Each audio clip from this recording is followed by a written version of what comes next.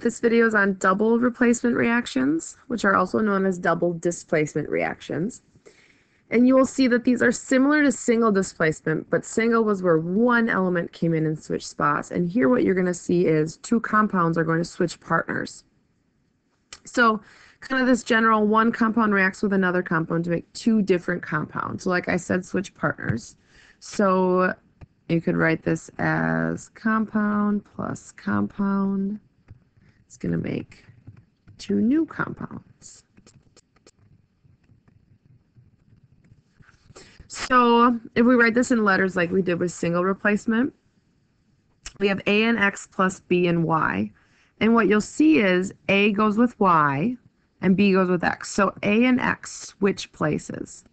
And the reason they can do that is because they are the same charge, right? Positive goes first, negative goes second. And what you're going to end up with then is Y is negative, X is negative, and A and B are positive. You get a positive with a negative. And you're not going to see a positive with a positive or a negative with a negative. One other thing we're going to see with this is we're going to see states. So solid, liquid, gas, or aqueous. So the two you're going to really see the most are going to be solid. So this little S equals solid. And then we're going to see AQ, which stands for aqueous. And I'll show you how we write this when we do an example.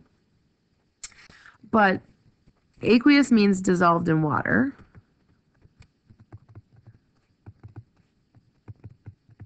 And another way to say both of these is solid, we call these insoluble.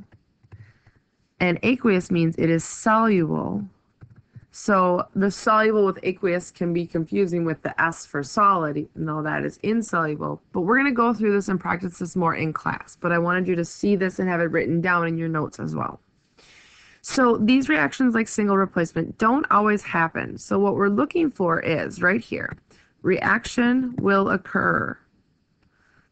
Okay, so we're looking for three things. Well, sorry, I should say that again. One of three things. So first is, and this is what you're going to see most often, is a precipitate.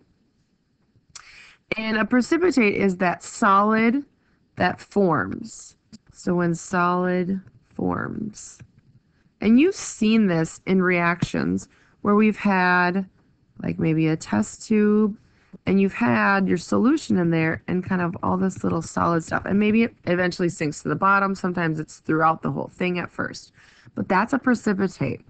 These solubility rules are going to be found on your blue sheet, just like the activity series was. So we'll go through that and practice that more in class, but kind of use that and have that out when we're doing the examples in the video.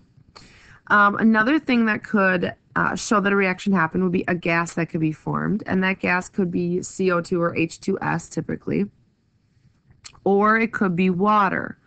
So if you have H on one side, something with H and something with OH, you're going to make water as one of your products. That would be another reason this reaction would have occurred. So let's do two of these examples, and then you can try the other two, and we'll go over those in class. So you can see we've got the little aqueous symbol right here down below, but down by our subscripts. So first thing we want to do, now that we recognize that this is double replacement, is I like to look at their charges, and I want to see who is going to switch and be with who. So if I go through, lead is going to be positive, nitrate, and if you want to write the actual numbers, you can. 2 in this case, nitrate's a -1, and the sodium's a +1, and the iodine's a -1. So what we're looking at is lead and sodium switching places. So lead will go with iodine, sodium will go with nitrate. What I like to do is I like to write what they would actually be if this happened first. So Pb +2 and iodine -1 would be PbI2. And I'm going to do this, so I'm going to figure that out in a second. So then I have my sodium, my Na is going to go first because cations go first with my nitrate. +1 and -1 is going to give me this NaNO3. All right, so then here's where I'm going to look at my blue sheet. And on your blue sheet, you should see on the bottom below the activity series, kind of two big sections: soluble, meaning aqueous, which we wrote up here, and insoluble, meaning solid. And if you want to write aqueous and solid in there, it might be a good idea. And it has it listed by anion. So what I'm going to do is I'm going to look up the iodine in there. So I see that in the soluble section. And then I say, okay, so iodine compounds are soluble. They're going to be aqueous. Unless, see the exceptions? Unless the iodine is with silver, mercury, or lead. So in this case, this is an exception. This would not be aqueous. This would be a solid. Okay, so then the next one, I look up the NO3. So the NO3 is the very first one on there. It is aqueous, and there are no exceptions. So this is aqueous. So this reaction happens because we get a solid compound and an aqueous compound. So all that's left is balancing. So let's see, I have one lead on each side, but I have two iodines on the product side. So I'm going to put a 2 here. And that gives me 2 sodiums. So I'm going to put a 2 here, which also gives me 2 nitrates. And I go back over here and there are 2 nitrates. So that's my reaction. It occurred, I know, because I had a solid, and now I've balanced it. Okay, let's look at one more. All right, so barium is a +2. Nitrate is a -1. And then if I go over to the potassium is a +1, and the chlorine's a -1. Okay, so this reaction, potassium and barium are going to switch places. So barium's going to go with chlorine. So Ba, which is a +2, chlorine a -1, is going to give me BaCl2.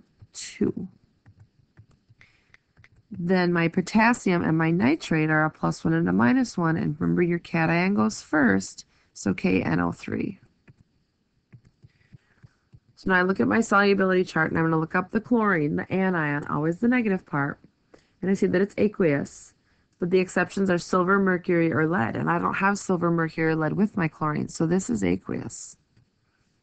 And then I look at my nitrate, and nitrates are always aqueous. So I don't have a solid precipitate, I don't have a gas, and I don't have water. So this reaction doesn't happen. So here's where you could erase, but I'm going to keep it simpler, and I'm just going to put a line through it. And just like in our single replacement, I write NR for no reaction. Why don't you give C and D a try, and we will go over these in class.